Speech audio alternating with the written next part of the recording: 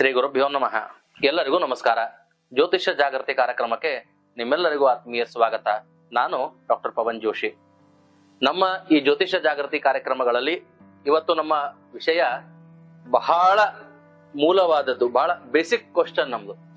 ಏನಪ್ಪಾ ಅಂದ್ರೆ, ಜ್ಯೋತಿಷ್ಯ ಶಾಸ್ತ್ರವನ್ನ ಇವತ್ತಿನ ಆಧುನಿಕ ಯುಗದಲ್ಲಿ, ಇವತ್ತಿನ ಆರ್ಟಿಫಿಷಿಯಲ್ ಇಂಟೆಲಿಜೆನ್ಸ್ ಟೆಕ್ನಾಲಜಿಯ ಕಾಲದಲ್ಲಿ, ಯಾವ ಕಾಲ ಅಂದ್ರೆ ಇವತ್ತಿನ ಕಾಲದಲ್ಲಿ ನಾವು ಬೇರೆ ಬೇರೆ ಗ್ರಹಗಳಿಗೆ ಹೋಗಿ ಗ್ರಹ ಸಂಶೋಧನೆಯನ್ನು ಮಾಡಿ ಆ ಗ್ರಹಗಳ ಮೇಲೆ ಕಾಲಿಡ್ತಾ ಇದ್ದೇವೆ.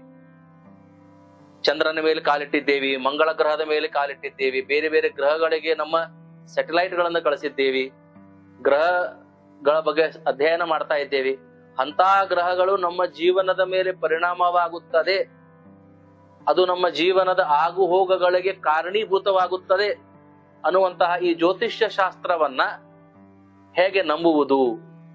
ಇದು ಆಧುನಿಕ, ಇದು ವೈಜ್ಞಾನಿಕ, ಇದು ಪ್ರತ್ಯಕ್ಷ ಪರೋಕ್ಷ ಪಾರಮಾರ್ಥಿಕವಾಗಿ ಸತ್ಯವಾದದ್ದು ಅಂತ ನಾವು ಹೇಗೆ ನಂಬೋದು? ಇಲ್ಲಿದೆ ಆ ಎಲ್ಲ ನಮ್ಮ ದ್ವಂದ್ವಗಳ ಅಥವಾ ಸಂಶಯಗಳಿಗೆ ಸಮಾಧಾನ. ಸಾವಿರಾರು ವರ್ಷಗಳಿಂದಲೂ ವೇದದ ಅಂಗವಾಗಿ ಈ ಜ್ಯೋತಿಷ್ಯ ಶಾಸ್ತ್ರವನ್ನ ನಾವು ಕೇಳ್ತಾ ಬಂದಿದ್ದೇವೆ. ಜ್ಯೋತಿಷ್ಯ ಅನ್ನುವ ಶಬ್ದದಲ್ಲಿ ಏನಿದೆ ಅರ್ಥ ಅಂದ್ರೆ, ಜ್ಯೋತಿ ಅಂದ್ರೆ ಬೆಳಕು, ಶಾಸ್ತ್ರ ಅಂದ್ರೆ ಅಧ್ಯಯನ ಮಾಡುವುದು ಅಂತ.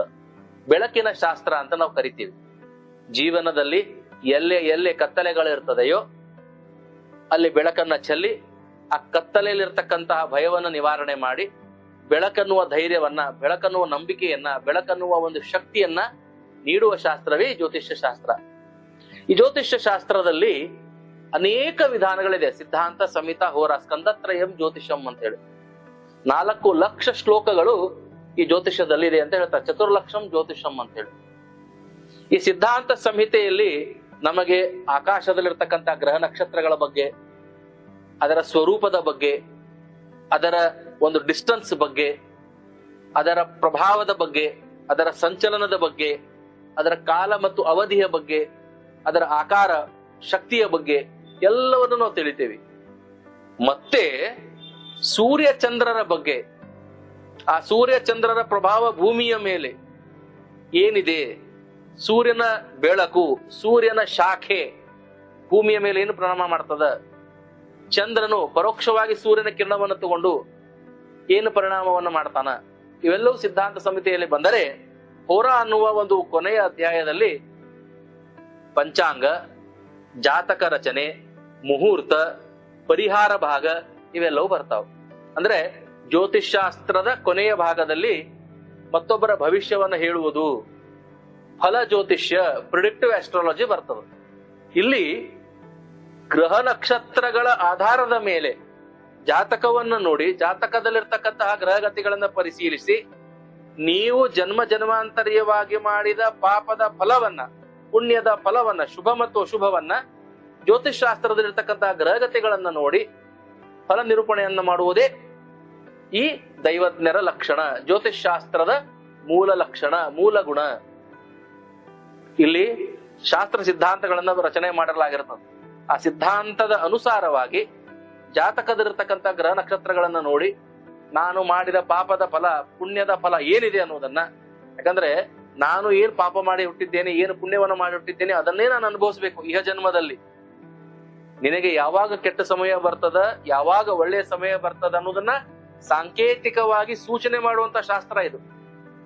ಪರಿಶ್ರಮ ನೀನೇ ಮಾಡಬೇಕು, ಸಂಘರ್ಷ ನೀನೇ ಪಡಬೇಕು, ತ್ಯಾಗಗಳನ್ನ ನೀನೇ ಮಾಡಬೇಕು, ಹೋರಾಟವನ್ನು ನೀನೇ ಮಾಡಬೇಕು, ಪರಿಹಾರಗಳನ್ನು ನೀನೇ ಮಾಡ್ಕೋಬೇಕು, ಕಷ್ಟವನ್ನು ನೀನೇ ಪಡಬೇಕು, ಸುಖವನ್ನು ನೀನೇ ಅನುಭವಿಸಬೇಕು, ಇವೆಲ್ಲವೂ ನೀನೇ ಮಾಡಬೇಕು. ಆದರೆ ಯಾವಾಗ ಮಾಡಿದರೆ ಒಳ್ಳೆಯದು, ಯಾವಾಗ ಬಿಟ್ಟರೆ ಒಳ್ಳೆಯದು, ಯಾವಾಗ ಹೆಚ್ಚು ಪರಿಶ್ರಮ ಮಾಡಿದರೆ ಒಳ್ಳೆಯದು, ನಮಗೆ ಒಳ್ಳೆಯದಾಗುವುದಕ್ಕೆ ಸಹಾಯಕ ಪೂರಕವಾಗಿ ಈ ಶಾಸ್ತ್ರ ನಮ್ಮೊಂದಿಗೆ ನಿಲ್ತದೆ. ಅದಕ್ಕಾಗಿ ಈ ಶಾಸ್ತ್ರ ವೈಜ್ಞಾನಿಕ, ಮಾನವನ ಸರ್ವತೋನ್ಮುಖ ಅಭಿವೃದ್ಧಿಗಾಗಿರುವಂತಹ, ಲೋಕ ಕಲ್ಯಾಣಕ್ಕಾಗಿರುವಂತಹ ಶಾಸ್ತ್ರವೇ ಈ ಜ್ಯೋತಿಷ್ಯ ಶಾಸ್ತ್ರ. ಈ ಶಾಸ್ತ್ರದ ಉಪಯೋಗವನ್ನು ಸರಿಯಾಗಿ ಮಾಡಿಕೊಂಡರೆ ನಮ್ಮ ಜೀವನದಲ್ಲಿ ಎಲ್ಲಿ ಕತ್ತಲೆ ಇದೆ, ಅಂಧಕಾರವಿದೆ, ದೋಷವಿದೆ, ಅಲ್ಲೆಲ್ಲ ಈ ಶಾಸ್ತ್ರದ ಸಹಾಯದಿಂದ ಅಲ್ಲಿ ಬೆಳಕನ್ನ ಚೆಲ್ಲಿ, ಉದಾಹರಣೆಗೆ ನನಗೆ ಒಳ್ಳೆಯ ವಿದ್ಯಾಭ್ಯಾಸ ಉದ್ಯೋಗವಿದೆ, ವಿವಾಹ ಆಗ್ತಾ ಇಲ್ಲ, ವಯಸ್ಸಾಗ್ತಾ ಬರ್ತಾ ಇದೆ, ನನ್ನಲ್ಲಿ ಏನೋ ಒಂದು ಆಸೆ ಇದೆ, ಇಂಥದ್ದೇ ಹುಡುಗಿ ಬೇಕು, ಹಿಂಗೇ ಬೇಕು ಅಂತ. ನಮ್ಮ ತಂದೆ ತಾಯಿಗೆ ಏನೋ ಆಸೆ ಇದೆ, ಎಂಥದ್ದೇ ಸೊಸೆ ಬರಬೇಕು ಅಂತ. ನಮ್ಮ ಕುಟುಂಬಸ್ಥರಿಗೆ ಏನೋ ಒಂದು ಆಸೆ ಇದೆ, ಇಂಥದ್ದೇ ಹುಡುಗಿ ನಮ್ಮ ಮನೆಗೆ ಮಹಾಲಕ್ಷ್ಮಿಯಾಗಿ ಬರಬೇಕು ಅಂತ. ನಾವು ಪ್ರಯತ್ನವನ್ನು ಮಾಡ್ತಾ ಇದ್ದೇವೆ, ಆಗ್ತಾ ಇಲ್ಲ.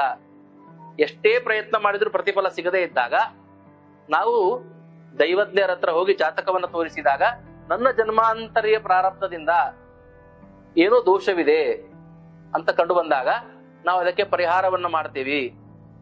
ಆಗ ನನ್ನಲ್ಲಿ ಬದಲಾವಣೆ ಆಗ್ತದ, ನನ್ನಲ್ಲಿರ್ತಕ್ಕಂಥ ದೋಷಗಳ ನಿವಾರಣೆ ಆಗ್ತದ, ನನ್ನಲ್ಲಿರ್ತಕ್ಕಂಥ ನ್ಯೂನ್ಯತೆ, ದೋಷ, ಕೊರತೆಗಳು, ಪ್ರಾರಬ್ಧಗಳು ದೂರ ಆಗ್ತಾವ, ನನ್ನ ಪ್ರಯತ್ನ ಹೆಚ್ಚಾಗ್ತದ, ನನ್ನಲ್ಲಿರ್ತಕ್ಕಂತಹ ಆಸೆಗಳೇನಾದ್ರೆ ಹೆಚ್ಚು ಎಕ್ಸ್ಪೆಕ್ಟೇಷನ್ಗಳಿದ್ರೆ ಅವು ಕಡಿಮೆ ಆಗ್ತಾವ, ನನ್ನಲ್ಲಿ ಒಂದು ವಿಶೇಷವಾದಂತಹ ಕಾಂತಿ ಜಾಗೃತಿ ಆಗ್ತದ, ಒಂದು ಕನ್ಯಾ ನನಗೆ ಆಕರ್ಷಣೆಯಾಗಿ ಆ ವಿಷಯದಲ್ಲಿ ನನಗೆ ಏನು ಬೇಕಾಗಿತ್ತೋ ಅದು ಸಿದ್ಧಿ ಆಗ್ತದ. ಉದ್ಯೋಗದ ವಿಚಾರದಲ್ಲಿ ನನಗೆ ಎಷ್ಟೇ ವಿದ್ಯಾಭ್ಯಾಸ ಮಾಡಿ ಒಳ್ಳೆ ಸ್ನಾತಕನಾದರೂ ಪದವೀಧರನಾದರೂ ನನಗೆ ಒಳ್ಳೆ ಉದ್ಯೋಗ ಒಂದು ಸಂಸ್ಥೆಯಲ್ಲಿ ಸಿಗ್ತಾ ಇಲ್ಲ. ಎಷ್ಟೇ ಪ್ರಯತ್ನ ಮಾಡಿದ್ರು, ಯಾಕೆ ನನ್ನಲ್ಲಿ ವಾಂಗ್ಮೀಯತೆಯ ಕೊರತೆ ಇರ್ಬೋದು, ಬಾಡಿ ಲ್ಯಾಂಗ್ವೇಜ್ ಅಲ್ಲಿ ದೋಷ ಇರ್ಬೋದು, ಅಥವಾ ಪರೀಕ್ಷೆಯನ್ನ ಅಟೆಂಡ್ ಮಾಡುವಂತ ಇಂಟರ್ವ್ಯೂ ಅನ್ನು ಅಟೆಂಡ್ ಮಾಡುವಂತ ಸಮಯದಲ್ಲಿ ಒಂದು ಭಯ ಇರ್ಬೋದು. ಏನೇ ಸಣ್ಣ ಪುಟ್ಟ ಕೊರತೆಗಳಿದ್ದರೂ ಅದು ನಾವು ಜಾತಕವನ್ನ ತೋರಿಸಿದಾಗ, ಯಾವ ಗ್ರಹ ದೋಷ ಅಂತ ಗೊತ್ತಾದಾಗ ನಿನ್ನಲ್ಲಿ ಕೊರತೆ ಇದೆ ಅಂತ ಗೊತ್ತಾಗ್ತದೆ. What is missing, what is not working. ಆಗ ಒಬ್ಬ ದೈವಜ್ಞ ಜ್ಯೋತಿಷಿ ಒಂದು ಮಂತ್ರವನ್ನ ಕೊಡ್ತಾನ, ಒಂದು ಜಪವನ್ನ ಕೊಡ್ತಾನ, ಇಂಥ ದಾನಗಳನ್ನ ಮಾಡಂತ ಹೇಳ್ತಾನ, ಇಂಥ ಪೂಜೆಯನ್ನ ಮಾಡ್ಲಿಕ್ಕೆ ಹೇಳ್ತಾನ. ಅದರ ಜೊತೆಗೆ ಅವನಲ್ಲಿರುವ ಕೊರತೆಯ ಬಗ್ಗೆನೂ ತಿಳಿಸಿ ಹೇಳ್ತಾನೆ. ನಿನಗೆ ಇಂಟರ್ವ್ಯೂ ಅಟೆಂಡ್ ಆಗ್ಬೇಕಾದ್ರೆ ಭಯ ಆಗ್ತದ, ಮಾಡುವ ಅವಶ್ಯಕತೆ ಇಲ್ಲ. ಈ ಸಮಯ ನಿನಗೆ ರಾಹು ನಡೀತಾ ಇದೆ, ಶನಿ ಇದ್ದಾನೆ, ಮಂಗಳ ಇದ್ದಾನೆ, ಕೇತು ಇದ್ದಾನೆ. ಈ ಸಮಯದಲ್ಲಿ ನೀನು ಎಷ್ಟೇ ಪ್ರಯತ್ನ ಮಾಡಿದ್ರು ಕೆಲಸ ಸಿಗುವುದಿಲ್ಲ. ಅಥವಾ ನೀನ್ ಎಕ್ಸ್ಪೆಕ್ಟೇಷನ್ ಬಹಳ ಮಾಡ್ತಾ ಇದ್ದಿ, ಈ ಸಮಯದಲ್ಲಿ ಅಷ್ಟು ದೊಡ್ಡ ಕಂಪನಿ ಸಿಗುವುದಿಲ್ಲ. ಹೀಗೆ ಅವರಿಗೆ ಸದ್ಯದಲ್ಲಿ ಅವನ ಪ್ರಾರಬ್ಧ, ಅವನ ಹಣೆ ಬಾರದಲ್ಲಿ ಏನಿದೆಯೋ ಅದನ್ನ ತಿಳಿಸಿ ಹೇಳಿ ಅವನಿಗೆ ಅನುಕೂಲವಾಗುವಂತಹ ಉದ್ಯೋಗ ಸಿಗುವ ಪ್ರಯತ್ನವನ್ನ ಅವನ ಕೈಯಲ್ಲೇ ಮಾಡಿಸುತ್ತಾನೆ. ಯಾರು? ಜ್ಯೋತಿಷಿ, ದೈವಜ್ಞ. ಇದು ಅವನ ಕಾರ್ಯ, ಅವನ ಕರ್ತವ್ಯ, ಅವನ ಜವಾಬ್ದಾರಿ. ಹೀಗೆ ಜ್ಯೋತಿಷ್ಯ ಶಾಸ್ತ್ರದಲ್ಲಿ ನಾವು ನಮ್ಮ ಕಚೇರಿಯಲ್ಲಿ ಬರ್ತಕ್ಕಂತಹ ಕಷ್ಟದಲ್ಲಿ ಬರ್ತಕ್ಕಂತಹ ಜನರಿಗೆ ಈ ರೀತಿ ಗ್ರಹಗಳನ್ನ ಪರಿಶೀಲಿಸಿ, ಅವರ ಜಾತಕದಲ್ಲಿರುವಂತಹ ಗ್ರಹಗಳನ್ನ, ನಿತ್ಯದಲ್ಲಿ ಚಲನವಾಗುವಂತಹ ಗೋಚಾರ ಸ್ಥಿತಿಯಲ್ಲಿರ್ತಕ್ಕಂತಹ ಗ್ರಹಗಳನ್ನ ನೋಡಿ ಎಲ್ಲ ರೀತಿಯವರ ಜೊತೆ ಸಮಾಲೋಚನೆಯನ್ನ ಮಾಡಿ ಅವರಲ್ಲಿರ್ತಕ್ಕಂಥ ಕೊರತೆ, ನ್ಯೂನ್ಯತೆ, ದೋಷವನ್ನ ಕಂಡುಹಿಡಿದು ಅವರಿಗೆ ಯಾವ ರೀತಿ ಸಹಾಯ ಮಾಡಬೇಕು, ಆಧ್ಯಾತ್ಮಿಕವಾಗಿ, ಆದಿ ದೈವಿಕವಾಗಿ ಹಾಗೂ ಆದಿ ಭೌತಿಕವಾಗಿ ಮೂರೂ ರೀತಿಯ ತಾಪಗಳಿಂದಲೂ ಅವರಿಗೆ ಸಮಾಧಾನ ಸಿಗುವ ರೀತಿಯಲ್ಲಿ ಅವರ ತಾಪತ್ರಯಗಳಿಗೆ ನಾವು ಪರಿಹಾರೋಪಾಯಗಳನ್ನ ನೀಡುತ್ತೇವೆ. ಹೀಗಾಗಿ ಜ್ಯೋತಿಷ್ಯ ಶಾಸ್ತ್ರ ಬಹಳ ಸತ್ಯವಾದದ್ದು, ಶಾಸ್ತ್ರೀಯವಾದದ್ದು, ವೈಜ್ಞಾನಿಕವಾದದ್ದು. ಮತ್ತು ಈ ಶಾಸ್ತ್ರಕ್ಕೆ ಹೆಚ್ಚು ಅಭ್ಯಾಸದ, ಅಧ್ಯಯನದ ಅವಶ್ಯಕತೆ ಇದೆ. ಪರಿಹಾರಗಳು, ಉಪಾಸನೆಗಳು, ದಾನ ಧರ್ಮಗಳು ನಂಬಿಕೆ, ಶ್ರದ್ಧಾ, ಭಕ್ತಿಯಿಂದ ಶಾಸ್ತ್ರ ಹೇಳಿದಂತೆ ಮಾಡಿದರೆ ನಮ್ಮ ಅನುಭವದಲ್ಲಿ ಯಾರಿಗೂ ಫಲ ತಪ್ಪಿಲ್ಲ, ಯಾರಿಗೂ ಸಮಸ್ಯೆಗೆ ಪರಿಹಾರ ಸಿಗದೇ ಇದ್ದಂತೆ ಆಗಿಲ್ಲ. ಶ್ರದ್ಧಾ ಭಕ್ತಿಯಿಂದ, ನಂಬಿಕೆಯಿಂದ ಮಾಡಿದರೆ ತಡವಾಗಬಹುದು, ಫಲ ಸಿಕ್ಕೇ ಸಿಗುತ್ತದೆ. ಹಾಗಾಗಿ ಜ್ಯೋತಿಷ್ಯ ಶಾಸ್ತ್ರವನ್ನ ನಂಬಬೇಕು. ಯೋಗ್ಯರಾದ ಜ್ಯೋತಿಷಿಗಳು, ಸರಿಯಾಗಿ ಅಧ್ಯಯನವನ್ನ ಮಾಡಿದಂತಹ ಜ್ಯೋತಿಷಿಗಳ ಹತ್ರ ನಾವು ಹೋಗಬೇಕು. ಅವರ ಅಂದ್ರೆ ಪಾರಂಪರಿಕವಾಗಿ ಯಾರಿಗೆ ಎಲ್ಲವೂ ತಿಳಿದಿದೆಯೋ ಅಂತವರನ್ನ ಸಂಪರ್ಕಿಸಿ ಯೋಗ್ಯರಲ್ಲಿ ನಮ್ಮ ಮಾರ್ಗದರ್ಶನವನ್ನು ನಾವು ಪಡೆದಾಗ ನಿಶ್ಚಿತವಾಗಿ ನಮಗೆ ನಮ್ಮ ಕಷ್ಟಗಳಿಗೆ ಸಮಾಧಾನ ಸಿಗ್ತದೆ. ಹಾಗಾಗಿ ಜ್ಯೋತಿಷ್ಯ ಶಾಸ್ತ್ರದಲ್ಲಿ ನಿಮಗೆ ಏನೇ ಕೊಂಡು ಕೊರತೆ, ದೋಷಗಳು ಇದ್ದರೆ, ನಿಮ್ಮ ಜೀವನದಲ್ಲಿ ಏನೇ ಸಮಸ್ಯೆಗಳು, ಕಷ್ಟಗಳಿದ್ದರೂ ಜೋಶೀಸ್ ಆಸ್ಟ್ರೋಸ್ಕೋಪ್, ಜೋಶೀಸ್ ಕನ್ಸಲ್ಟೆನ್ಸಿ ಈ ನಮ್ಮ ಸಂಸ್ಥೆಯನ್ನ ನೀವು ಸಂಪರ್ಕಿಸಿ.